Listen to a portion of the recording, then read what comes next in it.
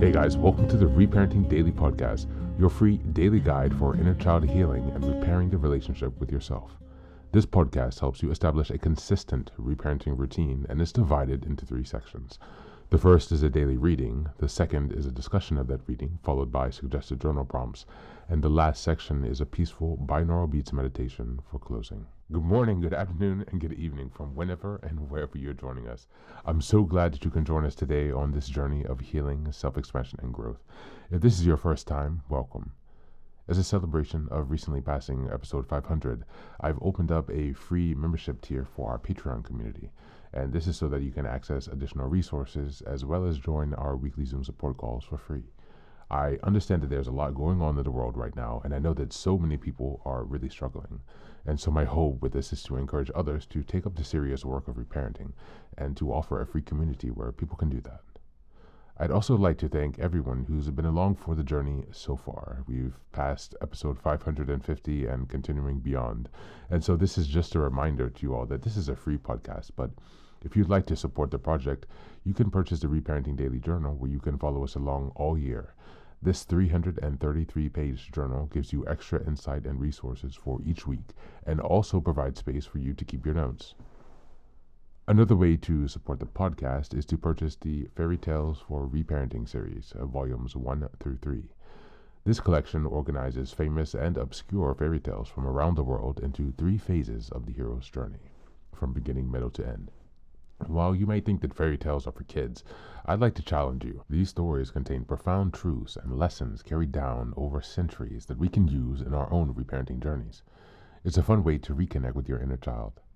Each volume comprises 10 fairy tales. Each volume also contains an analysis section that helps you dive deeper into the message, as well as journal prompts with space for you to keep your notes.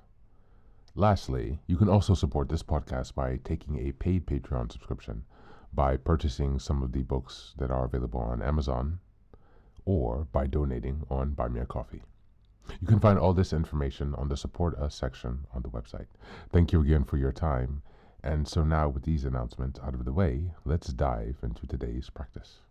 Today's reading is from Atomic Habits by James Clear. As a reminder, we're in January, and the theme of the month is self-awareness and self-reflection. We're in week 4, which is January 22nd through the 31st. The theme of this week is recognizing patterns of behavior. As we go to the reading, we'll be continuing off with chapter 3. And we'll be starting off on page 3 pages into that, Why Your Brain Builds Habits. Habits are shortcuts learned from experience. In a sense, a habit is just a memory of a step you previously followed to solve a problem of the past. Whenever the conditions are right, you can draw on this memory and automatically reply with the same solution. The primary reason the brain remembers the past is to better predict what will work in the future. Habit formation is incredibly useful because the conscious mind is the bottleneck of the brain. It can only pay attention to one problem at a time. As a result, your brain is always working to preserve your conscious attention for whatever task is most essential. Whenever possible, the conscious mind likes to pawn off tasks to the unconscious mind to do automatically. This is precisely what happens when a habit is formed. Habits reduce cognitive load and free up mental capacity, so you can allow your attention to other tasks. Despite their efficiency, some people still wonder about the benefits of habits. The argument goes like this: will habits make my life dull? I don't want to pigeonhole myself into a lifestyle I don't enjoy. Doesn't so much routine take away the vibrancy and spontaneity of life? Hardly. Such questions set up a false dichotomy. They make you think that you have better choose between building habits and attaining freedom. In reality, the two complement each other totally. Habits do not restrict freedom. They create them. In fact, the people who don't have their habit standards are often the ones with the least amount of freedom. Without good financial habits, you will always be struggling for the next dollar. Without good health habits, you will always be short on energy.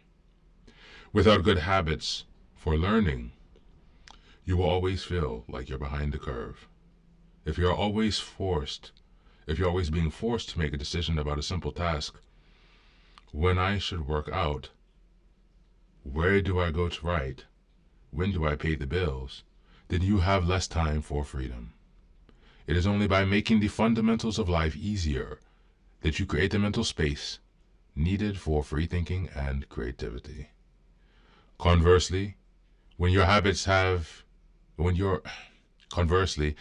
your habits dialed in and the basics of life are handled and done, your mind is free to focus on new challenges and master the next set of problems. Building habits in the present allows you to do more of what you want in the future. Thank you, and that's the reading for today.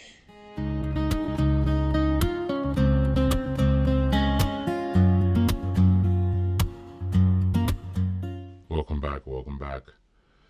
Now, as we look at the reading, this passage relates to reparenting because it emphasizes the importance of establishing strong habits for mental freedom and to create more mental space for you to pursue meaning and freedom within your life.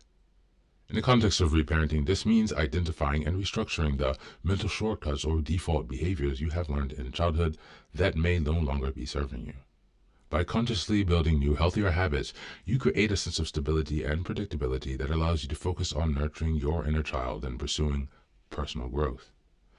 The process mirrors parenting itself, offering structure and support to create an environment where creativity, freedom, and exploration can thrive.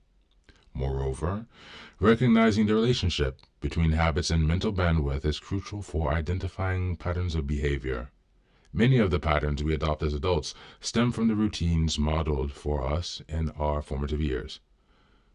When these automatic behaviors lead to stress, procrastination, or self-sabotage, it is an invitation to reparent ourselves by intentionally reshaping these patterns. By doing so, we reclaim freedom and choice in our lives, breaking away from cycles of frustration or overwhelm. This process of habit reform not only enhances productivity, but also fosters emotional well-being and a deeper, more profounder sense of self-worth. As we move on to the journal prompts for today, number 1, what daily habits do I currently rely on, and how do they either support or hinder my personal emotional well-being and personal growth? Number 2, reflect on a recurring challenge or stressor in your life. What small, actionable habit could you introduce to address it and create more stability for yourself? And number 3, in what areas of my life am I resisting structure or routine? How might building intentional habits in these areas actually create more freedom for me? Thanks for being here. That's the reading for today. As always, take care of yourself and please do be very well.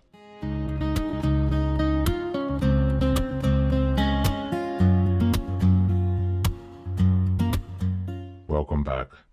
Now, this is the third and final section of the daily podcast.